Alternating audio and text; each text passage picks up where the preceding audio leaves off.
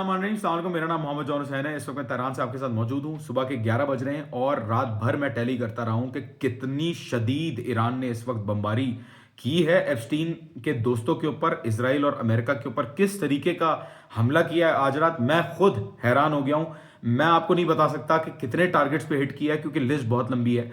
बहरहाल इंपॉर्टेंट चीजें सारी बताऊंगा, न्यूज का क्विक ओवरव्यू करेंगे, उसके बाद मैं आपको बताऊंगा कि ईरान के साथ क्या न्यूक्लियर वेपन यूज करना पॉसिबल है या नहीं, अगर वो वेपन यूज होगा तो कहां पे यूज होगा, और ईरान क्या ये जंग जीत रहा है या हार रहा है। उसके साथ साथ हम स्ट्रेट ऑफ हॉर्मुज को भी डिस्कस करेंगे कि स्ट्रेट ऑफ हॉर्मुज के अंदर माइनिंग का क्या चक्कर है। ईरान ने माइन बिछा दी है स्ट्रेट ऑफ हॉर्मुज में।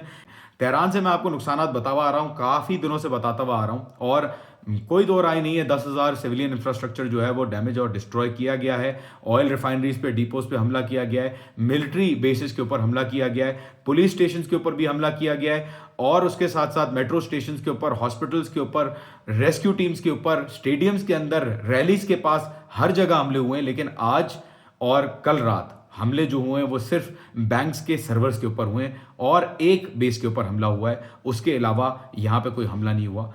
इस्फहान में हाउएवर हमले हुए हैं 2, और वो भी कोई खास हमले नहीं थे। मेहराबाद के ऊपर जो टारगेट दोबारा किया है वो भी आपको पता है कि इस दफा बेस के ऊपर सिर्फ डिकॉयज पड़े हुए थे, उनको इन्होंने मार मार के डिकॉयज को कचरा बना दिया, लेकिन कोई नुकसान नहीं हुआ उस जगह पे। बहरहाल अब इसराइल की तरफ चलते हैं और अमेरिका की तरफ चलते हैं। ईरान ने सरप्राइजिंगली कुछ ही घंटों के अंदर अंदर, कल से लेकर आज तक, 4 वेव्स ऑफ अटैक्स दागी हैं इसराइल और अमेरिका के ऊपर। इन वेव्स के अंदर क्या किया है, किस तरीके से ईरान ने कंप्लीट कंट्रोल ले लिया है इसराइल के मुख्तलिफ इलाकों के ऊपर। अब जाहिर है पूरे इसराइल के ऊपर तो कंट्रोल नहीं लिया है, ये बात भी लोग जो करते हैं वो गलत करते हैं कि इसराइल के अंदर सेल्फ डिफेंस बिल्कुल भी नहीं है। ऐसा नहीं है कि नहीं है, बिल्कुल है, लेकिन बिल्कुल मिनिमम सेल्फ डिफेंस कैपेसिटी छोड़ दी है इसराइल के लिए। तो चलें शुरू करते हैं, लेकिन शुरू करने से पहले थोड़ा सा मिर्च मसाला इसमें से रिमूव कर देते हैं। जो अटैक्स मैं बताने वाला हूं उसमें कहा जा रहा है कि मोटू और पतलू, इनका कहा जा रहा है कि कहीं मिल नहीं रहे और इनको शायद इनके अंजाम तक पहुंचा दिया गया है। देखें, जितना जज्बाती हो सकते हैं हो रहे हैं हम, लेकिन साथ साथ रियलिटीज को नहीं छोड़ना चाहिए, क्योंकि अगर हम रियलिटीज को छोड़ देंगे तो हम सीख नहीं पाएंगे, हम सिर्फ सेलिब्रेट करेंगे और अपनी गलतियों की वजह से हम खुद नुकसान खाएंगे। तो मोटू और पतलू मेरी मालूमात के मुताबिक जरूर हो सकता है ये बिल्कुल एआई के थ्रू जनरेट की हुई हों वीडियोस, या ट्वीट जो हैं वो वैसे ही प्रोड्यूस किए हों, या प्री रिकॉर्डेड हों वीडियोस। लेकिन बहरहाल वीडियोस बेन गवीर की तरफ से भी आई हैं और नेतन्याहू की तरफ से भी आई हैं। ट्वीट बेन गवीर भी कर रहा है और नेतन्याहू भी कर रहा है। जहां तक बात रही कि ये वीडियोस प्री रिकॉर्डेड हो सकती हैं, बिल्कुल आप अज्यूम कर सकते हैं, आई डोंट माइंड, लेकिन लाइवलीहुड इसकी कम है। मुझे लग रहा है कि मोटू और पतलू दोनों अभी तक सही हैं, ऑल्दो मोटू का जो है वो नुकसान हुआ है, मोटू इस अटैक में इंजर हुआ है। उसके साथ साथ मोसाद का जो हेड है, बिल्कुल उसके ऊपर क्रेडिबल आई थिंक एक वो है कि खदशा है कि वो अभी जो है वो रुखसत हो चुका है। इसराइलियों के लिए बहुत बड़ा खदशा है। बहरहाल आगे चलते हैं। अभी ये जो अटैक्स हुए हैं 34th वेव के अंदर, या अली इब्ने अबी तालिब के नाम से ये वेव शुरू की गई। इसके अंदर कौन कौन सी मिसाइल्स यूज की गई? कदर यूज की गई, खैबर शिकन यूज की गई और इमाद यूज की गई। ये सारी कहा गया था यहां से, ईरान से, कि अब हम जो अटैक्स करेंगे उनकी शिद्दत भी ज्यादा होगी और कम से कम 1 टन का वॉरहेड उनके अंदर यूज होगा मिसाइल्स के अंदर। कहता रहा मामू ट्रंप के नहीं जी ऐसा तो हमने सब तबाह कर दिया, लेकिन फिर भी मैजिकली ये मिसाइल्स जो है वो उड़ना शुरू हो गई और 34th वेव में अल दफरा, अल जाफिर, जहां पे 2 बेसिस के ऊपर यूएस के सोल्जर्स की गैदरिंग थी, वहां पे हिट किया गया। तेल अवीव के ऊपर हिट किया गया। मिलिट्री बेसिस जो फलस्तीन के ऊपर जो ऑक्यूपेशन इन्होंने करके बनाए हुए थे, उन मिलिट्री बेसिस को टारगेट किया गया।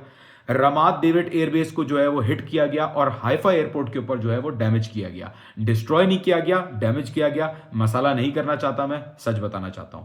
35th वेव फिर थोड़ी देर बाद लॉन्च कर दी और उसके अंदर नाम रखा गया या हैदर करार। या हैदर करार के अंदर फतह की जो मिसाइल्स हैं, हाइपरसोनिक ग्लाइडर मिसाइल्स भी यूज की गई, जिसके अंदर डुअल इंजन कैपेसिटी होती है, मतलब प्रोपेलेंट के अंदर अलग इंजन लगा हुआ होता है, वॉरहेड के अंदर अलग इंजन लगा हुआ होता है। फतह भी लॉन्च की, खैबर शिकन भी लॉन्च की और खुर्रम शेर 4, जिसको मैं अपनी पिछली वीडियो में आपको बता चुका हूं, वो भी यूज की गई। उसके साथ साथ इसके अंदर क्या किया 35th वेव के अंदर? 35th वेव के अंदर ईरान ने सबसे पहले जो काम किया वो ये किया कि उसने 10 एडवांस रेडार सिस्टम्स डिस्ट्रॉय कर दिए मिडिल ईस्ट के अंदर और इसराइल के अंदर। ये क्यों डिस्ट्रॉय किए, क्यों जरूरी था? देखिए, काफी दिनों से ईरान जो है ना, वो मिडिल ईस्टर्न कंट्रीज के अंदर जो दोस्त अरब ममालिक ने इंटरसेप्टर्स बिठाए हुए थे अपने बेसिस को बचाने के लिए, अमेरिकन बेसिस को और इसराइल को बचाने के, वो इंटरसेप्टर्स को तबाह किया पहले, जिसके अंदर 4 थर्ड इंटरसेप्टर्स इंक्लूडेड थे, जिनको शायद जो मिसाइल ढूंढ रहे थे ईरान की, लेकिन ईरानी मिसाइलों ने उनको ढूंढ लिया और उनको तबाह कर दिया। और रेडार, आज जो 10 रेडार मतलब पिछले कुछ घंटों में जो 10 रेडार इन्होंने तबाह किए, वो 10 रेडार का काम ये था कि वो 10 रेडार सिग्नल भेजते थे इसराइल को कि मिसाइलें आ रही हैं। इसराइल के अंदर भी वो जो रेडार्स थे वो लिंक थे टूवर्ड्स द सायरन सिस्टम, जो अलार्म सिस्टम उनका बचता है, और ये जो रेडार सिस्टम्स थे वो इंफॉर्मेशन प्रोवाइड करने में मदद करते थे जब ये मिसाइलें आती थी। सारे इसराइल के अंदर तो कहना गलत होगा कि रेडार्स खत्म हो गए हैं, let's be realistic about it, लेकिन काफी हद तक ईरान ने बहुत सारे रेडार्स को, जो बड़े बड़े सैटेलाइट के रेडार्स हैं, छोटे नहीं, बड़े बड़े सैटेलाइट के जो रेडार्स हैं और कम्युनिकेशन सिस्टम्स हैं, उनको उड़ा दिया है। ये मिलियंस ऑफ डॉलर्स की मालियत रखने वाले रेडार्स हैं, and I can not emphasise enough कि ये कितने इंपॉर्टेंट हैं। तो इसीलिए हमें नजर आया कि 35th वेव के अंदर जब इन हाई वैल्यू रेडार्स और ड्रोन्स, बाय द वे 100 से ज्यादा ड्रोन्स का काउंट हो चुका है इस वक्त, जिसके अंदर QC drones, Hermes drones included हैं, जब ये चीजें तबाह की गई, तो इसराइल के अंदर जब बाद में सैल्वो ऑफ मिसाइल्स रिलीज हुआ तो उसको इंटरसेप्ट करना बहुत मुश्किल हो गया था, क्योंकि अर्ली वार्निंग सिस्टम्स खत्म हो गए थे। अब इसराइल के अंदर जो सेल्फ डिफेंस देखिए, एक मिसाइल के ऊपर क्या लिखा हुआ है, थे, जो थोड़े बहुत बचे थे, वो रेडार के साथ कम्युनिकेट नहीं कर रहे थे, उसके अंदर हमें इंटरसेप्शन जो है वो होती हुई, कोशिश करती हुई नजर आ रही थी। लेकिन हाइपरसोनिक मिसाइल्स बहुत मुश्किल से इंटरसेप्ट होती हैं, और यहां पे हमने यही देखा कि ज्यादातर मिसाइल्स इंटरसेप्ट नहीं हुई।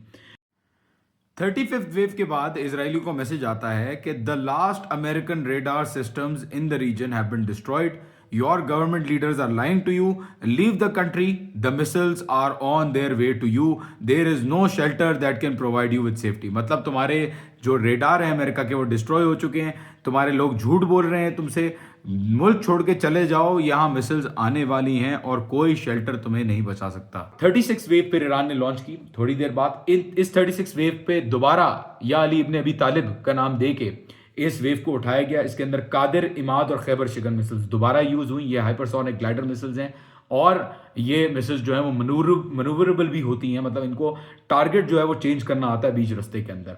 इसके अंदर क्या किया, इसके अंदर अल उदैद जो एयर बेस है अमेरिका का सबसे बड़ा बेस, उसको टारगेट किया गया। अल दफरा यूएई के अंदर टारगेट किया गया उस बेस को। अल हरीर जो कुर्दों का बेस था उसको टारगेट किया गया, क्योंकि ट्रंप जो है वो दोबारा कुर्दों को एंगेज करना चाह रहा था। बहरहाल ये वेव भी कुछ भी नहीं थी, ये वेवें भी जो पिछली गई वो मैं कहता हूं कुछ भी नहीं थी compare to the 37th wave. 37th wave के अंदर मैं मिसाइल्स काउंट नहीं कर पाया, इतनी मिसाइल्स गई हैं और इतनी वायलेंट तरीके से वो मिसाइल्स गई हैं, उसकी जो स्पीड थी। या हैदर करार दोबारा नाम रखा गया इस वेव का, फतह, खैबर शिकन, खुर्रम शहर 4 यूज की गई, और कहा जा रहा है कि कुछ ऐसी एक मिसाइल भी टेस्ट की गई है जो अभी तक ईरान ने डिक्लेयर नहीं की।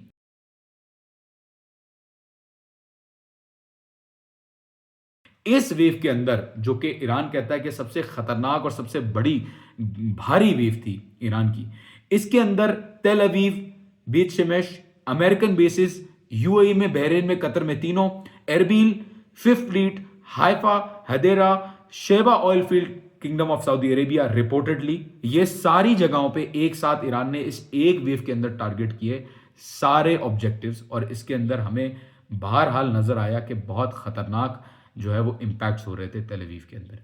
इसके अलावा एक और बड़ा इंपॉर्टेंट जो ऑब्जेक्टिव था ईरान का, वो था दिमोना फैसिलिटी, और दिमोना फैसिलिटी के ऊपर भी रिपोर्टेडली ईरान ने मिसाइल्स चलाई हैं। और तेल अवीव के अंदर जो ये मोटू और पतलू जैसे ऑफिस होल्डर्स हैं, इनके ऊपर भी कहा जा रहा है कि मिसाइल्स चलाई गई हैं। देखें, ये बड़ी हैरानगी की बात है कि ये अरब ममालिक जो इसराइल के साथ लड़े 6 डे वॉर को अगर आप देखें, 6 दिन के अंदर अंदर इन सबको इनकैपेसिटेट कर दिया इसराइल ने। 1948 के दौरान भी इन्होंने जंग लड़ी, वो भी हार गए।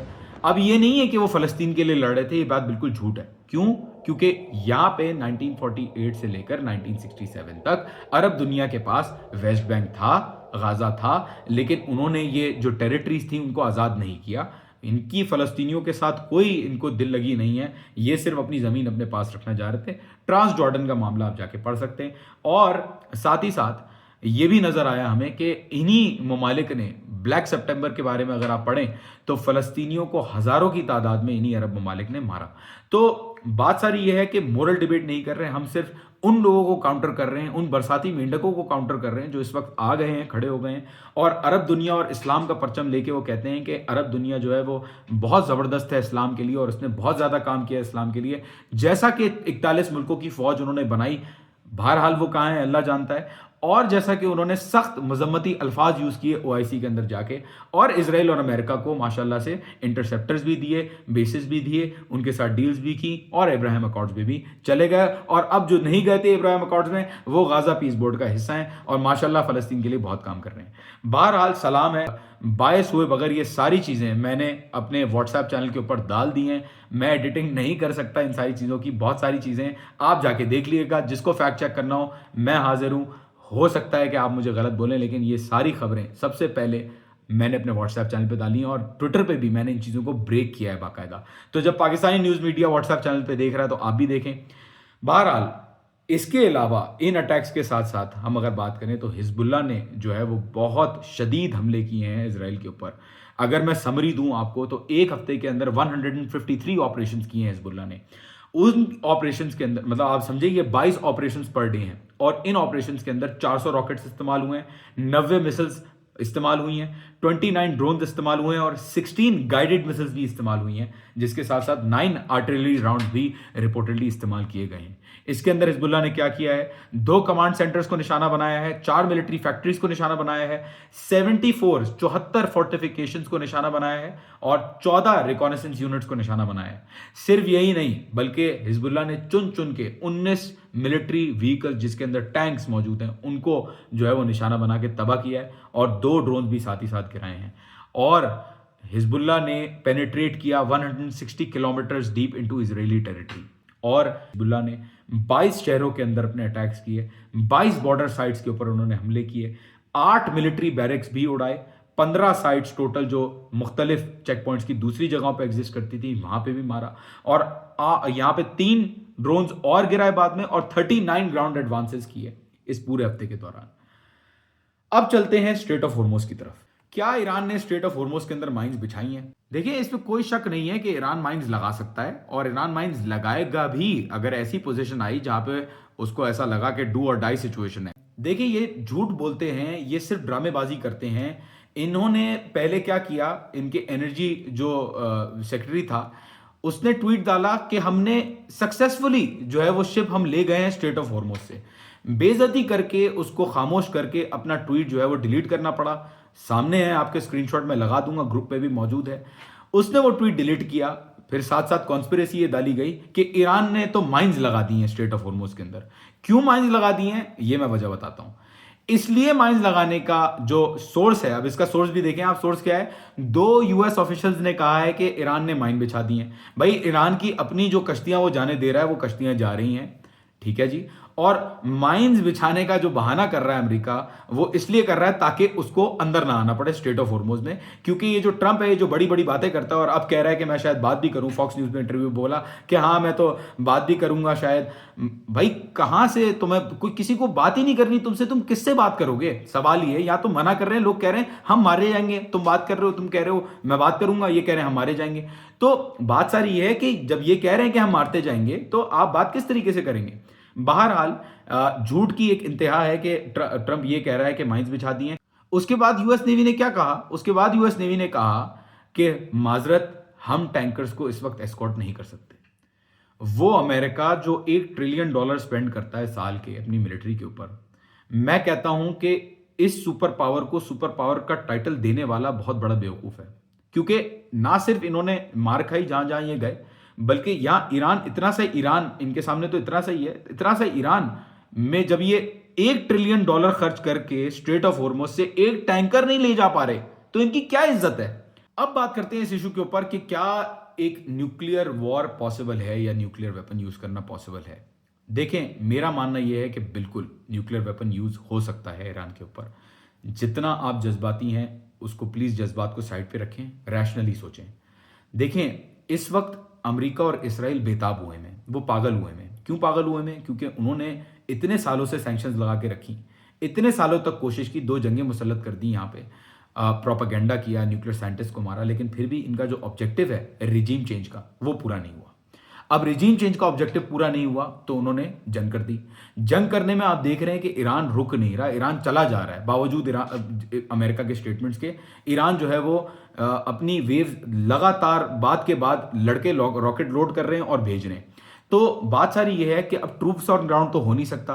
ट्रूप्स ऑन ग्राउंड क्यों नहीं हो सकता? क्योंकि ये जो बेचारे, पहले मैं बोल चुका हूं, ये जो बेचारे बर्गर किंग खाने वाले, एसी में रहने वाले, जो जेराल्ड आर फोर्ड को चोक कर रहे थे टॉयलेट्स को ताकि उनको घर दोबारा भेजा जाए, ये तो आ नहीं सकते। और ईरान ने कह दिया कि जी ये आना है, अगर एप्स्टीन स्पेशल फोर्सेस को अगर आना है तो बेहतरीन है, आ जाओ, हम तो इंतजार कर रहे हैं, ना सिर्फ हम इंतजार कर रहे हैं बल्कि हम रेडी हैं। तो ये तो हो नहीं सकता। तो अगर ये नहीं हो सकता तो फिर क्या हो सकता है? क्योंकि अमेरिका तो इस जंग में आ चुका है, बहुत सारा पैसा खर्च हो चुका है और किसी तरीके से अब टारगेट्स नहीं मिल रहे। और ईरान ने बोल दिया है कि जितने टारगेट्स हमारे पास अवेलेबल हैं उससे 10 गुना ज्यादा, मतलब जितने टारगेट्स हम कर सकते हैं पूरे अमेरिका और इजराइल के इंटरेस्ट को इन द रीजन, उससे 10 गुना ज्यादा हमारे पास स्टॉक पाइल है कि हम वो यूज कर सकते हैं। तो आप फिर मुझे बताएं कि अगर बूट्स ऑन ग्राउंड भी पॉसिबल नहीं है तो फिर क्या करेगा? या तो वो बोरिया बिस्तर बांध के वापस चला जाए, जो कि सबसे अच्छा सोल्यूशन है उसके लिए, लेकिन फिर अमेरिका की इसके अंदर इतनी बड़ी बेइज्जती और इतनी बड़ी शिकस्त है कि कल को, जैसा कि आयतुल्लाह खामनेई ने कहा था, कि ऐसी मार पड़ेगी कि कल को किसी को धमकी देने के लायक नहीं रहोगे।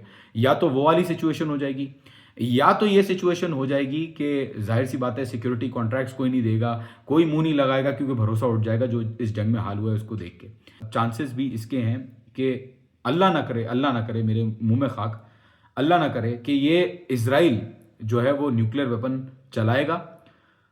भले छोटा न्यूक्लियर वेपन हो, विक्ट्री डिक्लेयर करने के लिए वो चलाएगा फर्दों के ऊपर और कहेगा कि हमने जो है वो न्यूक्लियर प्रोग्राम खत्म कर दिया है, जबकि कोई प्रोग्राम था ही नहीं शुरू से। तो न्यूक्लियर प्रोग्राम खत्म कर दिया है और हम जा रहे हैं। देखें, बहुत हो सकता है इसमें कि चांसेस ये भी हैं कि अभी से ट्रम्प जो है वो रियलाइज कर ले कि वो गलती कर रहा है और बोले कि मैं जीत गया हूं, हमने सारे ऑब्जेक्टिव्स अचीव कर लिए, अब हम जा रहे हैं। हो सकता है ये भी कर ले, लेकिन इसराइल के लिए ये जंग जो है वो आखिरी जंग है, क्योंकि उसको अच्छी तरीके से पता है कि अमेरिका तो निकल जाएगा इस जंग से अपना, बाद में जाके ट्रम्प जो है वो जैसे स्टेटमेंट्स के साथ खेलता है वो खेल लेगा, बोलेगा जी मैं जीत गया, मैंने जो करना था कर लिया। लेकिन इसराइल के लिए, इसराइल को पता है कि ईरान इसको छोड़ेगा नहीं और यहाँ के लोगों ने कह दिया कि हम आपको नहीं छोड़ेंगे। तो अब बात सारी ये है कि देखें, प्रॉबिलिटी तो बहुत ज़्यादा है, अल्लाह ना करे ऐसा हो, लेकिन बहुत ज़्यादा नुकसान होगा अगर ऐसा हुआ और रिजीम चेंज फिर भी नहीं होगी। ईरान की जो ये जो रिजीम है, ये पूरी कौम है, ये पूरी कौम जो खड़ी हुई है साथ, मुझे नहीं लगता, मेरा ओपिनियन नहीं है ये कि कोई भी न्यूक्लियर बम भी मार दें तो रिजीम चेंज जो है वो हो जाएगी।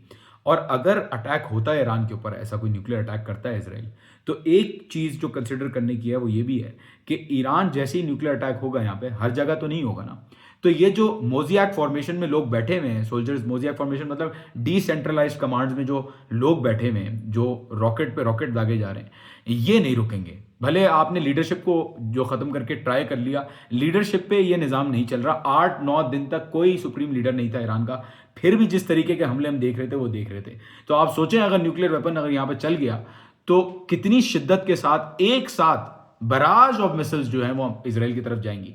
तो हो सकता है ये रियलाइजेशन हो इजराइल को कि भाई अगर न्यूक्लियर वॉर यूज किया, न्यूक्लियर हथियार यूज किया तो बहुत खतरनाक हमला एक साथ होगा। लेकिन ये गलती पहले भी कर चुके हैं, ये रैशनली नहीं सोच रहे। इन्होंने आयतुल्लाह खामनेई को भी जो शहीद किया वो इररैशनली और जज्बात में आके और पागलपने में जो है उनको टारगेट किया, और ये अपनी गलती से सुधरे नहीं है।